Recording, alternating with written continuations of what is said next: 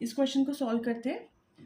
If z is equals to 1/2 + 3 iota whole square then we have to find out the modulus of z। इसको कैसे करेंगे? सबसे पहले z आपके पास ये गिवन है, इसका मॉड्यूलस अब आपको यहाँ पे स्क्वायर में करने से पहले मैंने आपको मॉड्यूलस की कुछ प्रॉपर्टीज बताई थी, उनका हम यूज़ करेंगे ताकि ये जो क्वेश्चन है बहुत ही ईजिली सॉल्व हो जाता है। मॉड्यूलस जब आप z करते हैं तो ये फुल मॉड्यूलस यहाँ पे जाएगा। जो डिनोमिनेटर रहता है तो यहाँ पे न्यूमिनेटर और डिनोमिनेटर में दोनों तरफ इस मॉड्यूलस को डिस्ट्रीब्यूट किया जाता है। ये है मॉड्यूलस की आपकी फर्स्ट प्रॉपर्टी।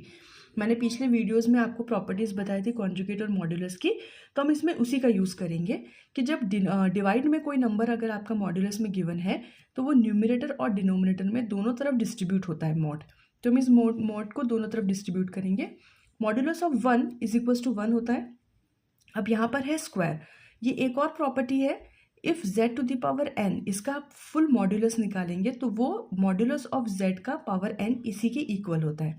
तो हम यहाँ पे जो स्क्वायर है उसको मॉड्यूलस के बाद भी स्क्वायर लगा सकते हैं तो भी हमारे पास सेम होगा। अब मॉड्यूलस ऑफ z की वैल्यू होती है √x² + y²।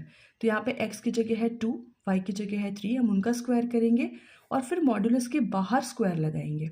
ठीक है, इसको सॉल्व किया तो हमारे पास आया √13 और उसका स्क्वायर है तो ये टोटल कन्वर्ट हो जाएगा 13 में। तो जो मॉड्यूलस z की वैल्यू है वो है 1/13। आप अगर इन प्रॉपर्टीज़ के बिना अगर इसको आप सॉल्व करने की कोशिश करेंगे तो ये बहुत लेंदी और बहुत बड़ा क्वेश्चन हो जाएगा।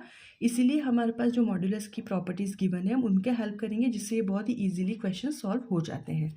So the modulus of z the value is 1/13। आगे करते हैं।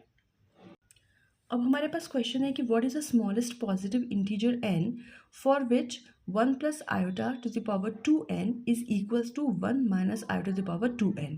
हमारे पास n की हम कौन सी स्मॉलेस्ट से स्मॉलेस्ट वैल्यू ले सकते हैं? सबसे छोटी वैल्यू कौन सी लेंगे हम n की जिसमें ये दोनों हमारे इक्वल हो जाए। तो इसको कैसे सॉल्व करते हैं?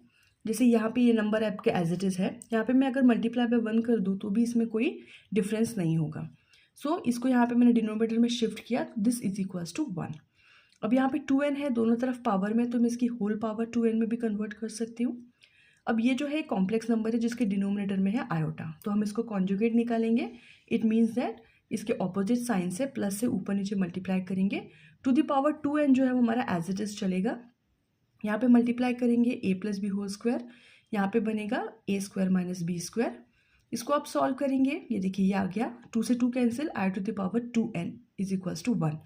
अब यहाँ पर आप देख सकते हैं कि जब n की पावर हम 2 फुट करेंगे तब हमारे पास i टू द पावर 4 बचेगा और वो इक्वल्स टू 1 हो जाएगा।